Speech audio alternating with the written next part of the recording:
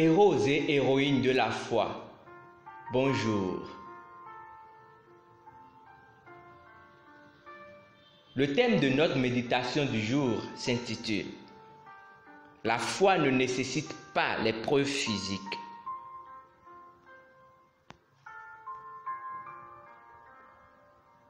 Notre nourriture spirituelle du jour est tirée de Hébreux chapitre 11, verset 1, que vous connaissez d'ailleurs. Je lis. Or, la foi est une ferme assurance des choses qu'on espère, une démonstration de celles qu'on ne voit pas.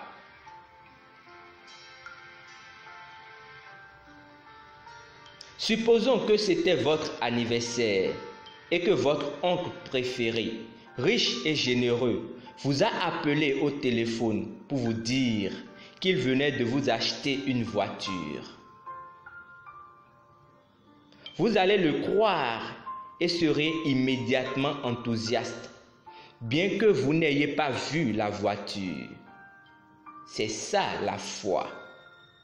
Elle ne nécessite pas de preuves physiques. La raison pour laquelle vous croyez et vous réjouissez est que vous avez confiance en votre oncle, en son caractère.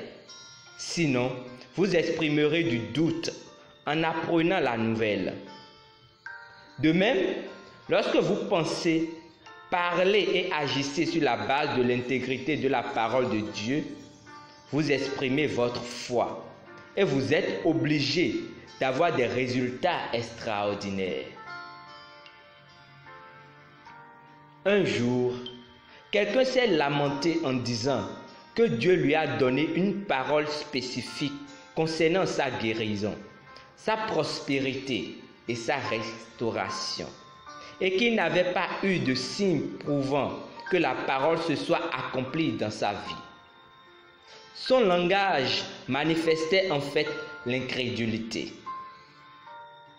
Quelle autre preuve existe-t-il concernant vos bénédictions et votre vie triomphante si ce n'est la parole de Dieu? Soyez totalement persuadés par la parole de Dieu. N'attendez aucune manifestation physique avant d'accepter que Dieu a désigné comme étant à vous. Acceptez sa parole et vivez en conséquence. Votre foi est la manifestation, car la foi perçoit comme un fait ce qui a été déclaré par la parole. Déclaration prophétique. Ma foi est active et prévaut à l'instant même. Ma vie est ancrée sur la parole de Dieu et je refuse d'être emporté par des vents ou circonstances contraires. Car ma foi est le titre de propriété des réalités invisibles. Je marche à la lumière de mon héritage en Christ, dans la puissance et la grâce, vivant dans la santé divine et la prospérité surnaturelle. Je suis toujours victorieux parce que je vis dans et par la parole. Amen. Étude approfondie au dévotionnel. Hébreux chapitre 11, verset 6. Matthieu chapitre 15, verset 28. Nous espérons que vous avez été bénis par le dévotionnel.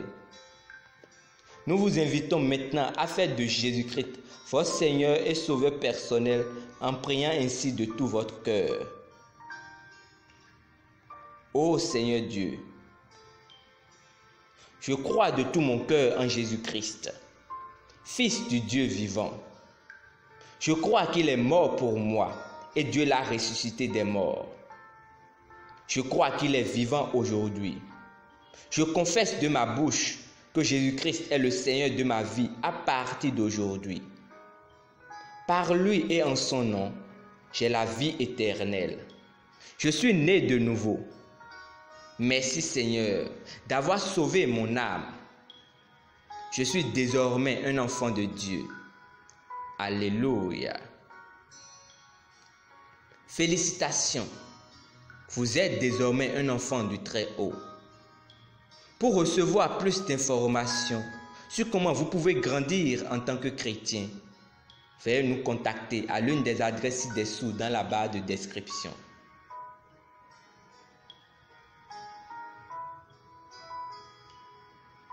Et rappelez-vous, la foi ne nécessite pas de preuves physiques. La foi, c'est la confiance que vous avez en la personne